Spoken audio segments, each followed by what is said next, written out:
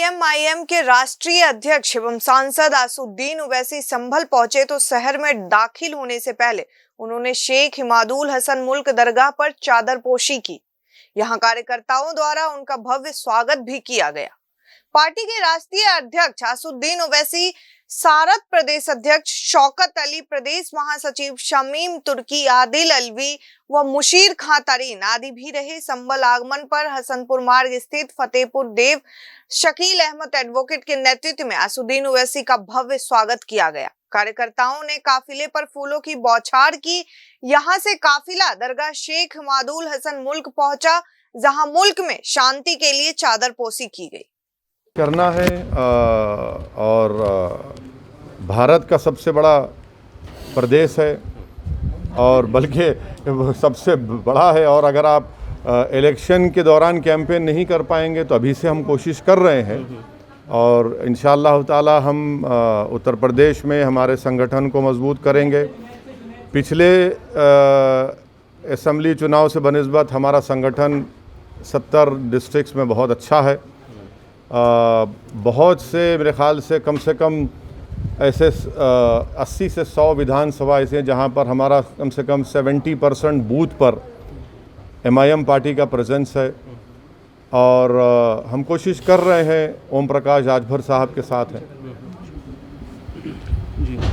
लेकिन सर, इस सब के बीच में अगर हम बात करते हैं उत्तर प्रदेश की, तो पिछले विधानसभा चुनावों में आप लोगों की पार्टी चुनाव लड़ी थी लेकिन उतना बेहतरीन प्रदर्शन नहीं था। इस बार क्या और भी छोटे दलों को, क्योंकि ओम प्रकाश राजभर की पार्टी के साथ उसमें गठबंधन हो गया है, और भी छोटे दलों से बातचीत होगी क्या? उसमें आम आदमी पार्टी का भी नाम है, क्योंकि चर्चा बहुत सारी है। देखिए, मैंने तो जनाब ओम प्रकाश राजभर साहब की बात को रिटरेट किया और फिर कर रहा हूँ कि उन्होंने कहा कि हम दूसरे पॉलिटिकल पार्टी से अलायंस के लिए तैयार हैं। तो ये वो हमारे कन्वीनर हैं, वो बड़े हैं, वो इस सवाल का मुझसे बेहतर तरीके से जवाब दे पाएंगे। लेकिन सर, आज भी वो नजर नहीं आया, जबकि आप लोगों ने ना देखिए, आज के प्रोग्राम में ये तय हुआ था कि हम आएंगे। आइंदा फिर प्रोग्राम है कानपुर का, इलाहाबाद का और मुख्तलिफ उत्तर प्रदेश के मुकामात पर हम जाएंगे। हम साथ हैं उनके। सबके बीच में प्रधानमंत्री, अभी आप यहाँ पर हैं पश्चिमी उत्तर प्रदेश में, प्रधानमंत्री काशी में अपने जो विधानसभा उनकी आप ये बोलना चाह रहे हैं कि लेकिन उन्होंने योगी जी की तारीफ जो की है। हाँ, मैंने कह दिया ना, अभी उस सवाल के बारे में तफसील से बता दिया है। दूसरा बोली सवाल। नहीं सर, इसी पे जो मैं मैं बोल चुका हूँ ना। उसके अलावा जो पॉपुलेशन जो कंट्रोल लॉ के बारे में, बिल के बारे में और नीति के बारे में बात हो रही है उत्तर प्रदेश में, इसको भी क्या चुनावों से जोड़ेंगे? देखिए, मैं नहीं जोड़ रहा हूँ। उत्तर प्रदेश की सरकार ने पॉपुलेशन के ऊपर लॉ कमीशन ने अपना एक पेपर दिया है और राय मांगी है। हमारी पार्टी की तरफ से भी उस राय को हम अपने लिखकर लॉ कमीशन को और उत्तर प्रदेश सरकार को भिजाएंगे। और हमारा मानना ये है कि जो TFR रेट है, अगर हम 2000 की पॉपुलेशन पॉलिसी को देखेंगे तो बग़ैर कोर्शन के, बग़ैर ये सो कॉल इंसेंटिव्स के, अगर मैं गलत ना कहूँ तो 3.2 से वो घट करके 2018 में 2.2 पे आ गया। कैसे आया? ठोक दो की पॉलिसी से आया या फिर अब इंसेंटिव्स या फिर डराने से आया। दूसरी बात यह है कि मोदी सरकार ने दिसंबर 2020 को सुप्रीम कोर्ट को एफिडेविट लिख कर दिया, जो बीजेपी के एक बहुत बड़ा नेता डाले थे कि 2 चाइल्ड का नॉर्म बना दिया जाए, जिसमें मोदी सरकार ने कहा, मैं अंग्रेजी में पढ़ देता हूँ, international experience show that any coercion to have a certain number of children is counterproductive and leads to demographic distortions. जब ये मोदी सरकार नहीं मानने को तैयार है तो ये बात समझ में नहीं आ रही कि 56 इंच के सीने के खिलाफ योगी जा रहा है। क्या एक प्रदेश सेंट्रल, वो भी बीजेपी की दोनों सरकार है, उसके खिलाफ जा रहा है? तीसरी बात यह है कि आर्टिकल 21 के कंप्लीट खिलाफ है ये प्रपोजल। क्यों है? क्योंकि आर्टिकल 21 डिफाइन करता है personal autonomy relating to body. चौथी बात यह है कि ये प्रपोजल पुट्टू स्वामी का जो सुप्रीम कोर्ट का कॉन्स्टिट्यूशनल बेंच का जजमेंट है उसके खिलाफ है। छठी बात यह है कि ये जो प्रपोजल है इससे उत्तर प्रदेश की महिलाओं का बहुत बड़ा नुकसान होगा। क्यों होगा?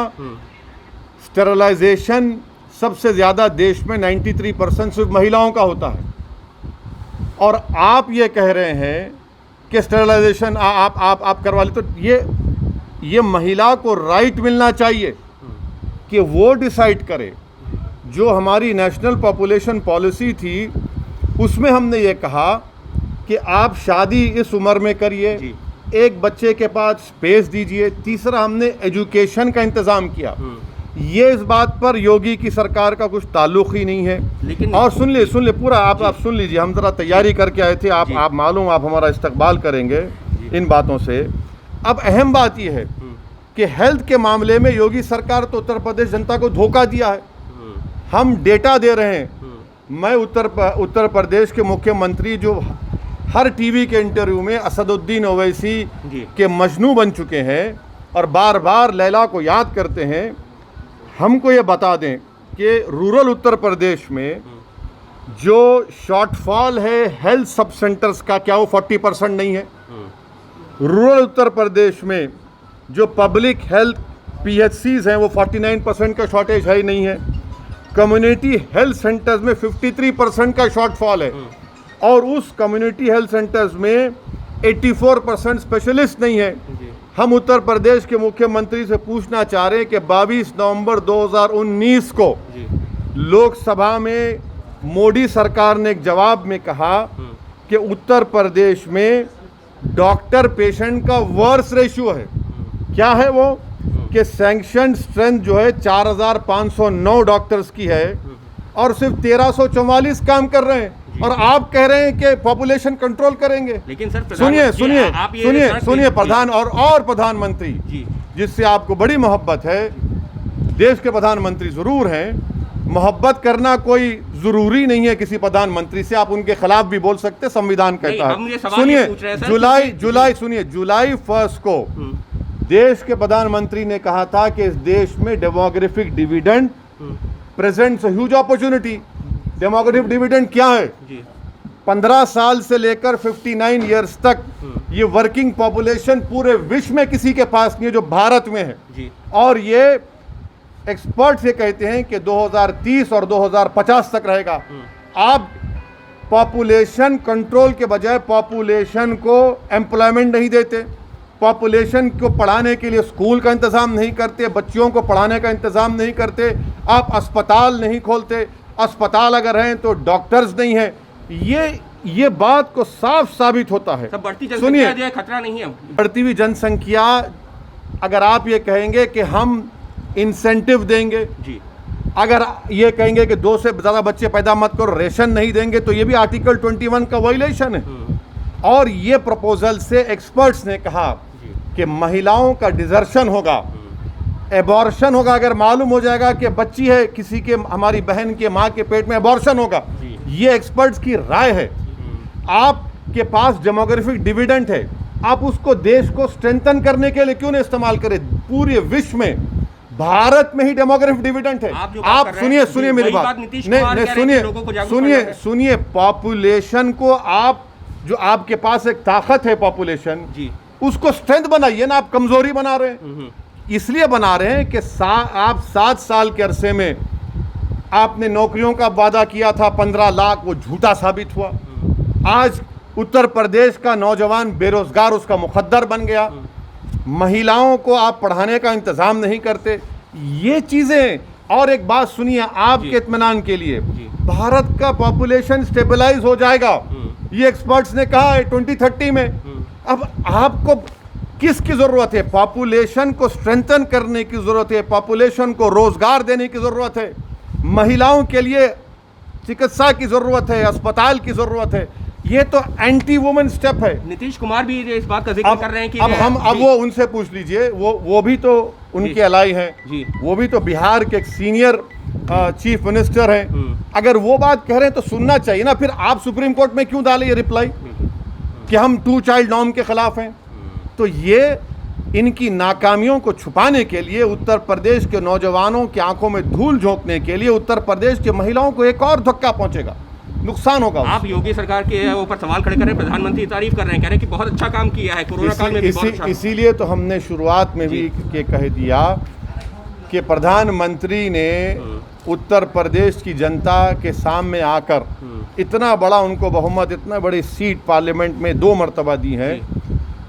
हम उत्तर प्रदेश की जनता, वो 3-4 लाख परिवार जिन्होंने अपने बाप को, अपनी माँ को, अपने भाई को, अपने परिवार में किसी एक शख्स को खोया है, जिनकी लाशें पानी पर बह रही थीं, जिनके पास जलाने के लिए लकड़ी नहीं थी, जिनके पास दफनाने के लिए ज़मीन नहीं थी, जिनकी लाशों को कुत्ते नदी के किनारे खा रहे थे, जिसको उत्तर प्रदेश की सरकार ने उनको सेकेंड वेव में उनको ऑक्सीजन पहुंचाने में नाकाम हुई, दवाएं देने में नाकाम रही, वो यतीम और यसीर होकर बेबस होकर फिर रहे थे और अपनी जानों को गंवा दिए। हम ये उम्मीद कर रहे थे कि देश के प्रधानमंत्री कम से कम इस बात का इकरार करेंगे, एक्सेप्ट करेंगे कि हाँ, मैं उत्तर प्रदेश की जनता को कहना चाह रहा हूँ कि आपने जो हमसे उम्मीद लगाई थी हम उस पर पूरे नहीं उतरे।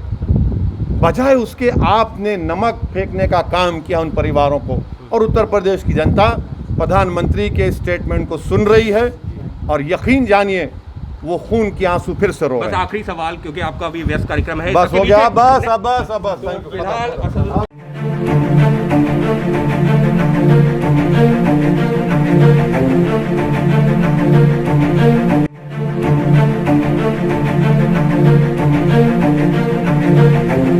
ऐसा अवसर फिर नहीं मिलेगा। अब हरियाणा सरकार की दीनदयाल आवास योजना के अंतर्गत सेक्टर 1 तरावड़ी में 135 और 142 गज के प्लॉट्स मात्र 21,000 रुपए देकर बुक करवाएं। क्रेडिट सोसाइटी, सड़क, sewerage, street light, park, community centre, तुरंत रजिस्ट्री और पोसेशन भी। कॉल 9460 34 000।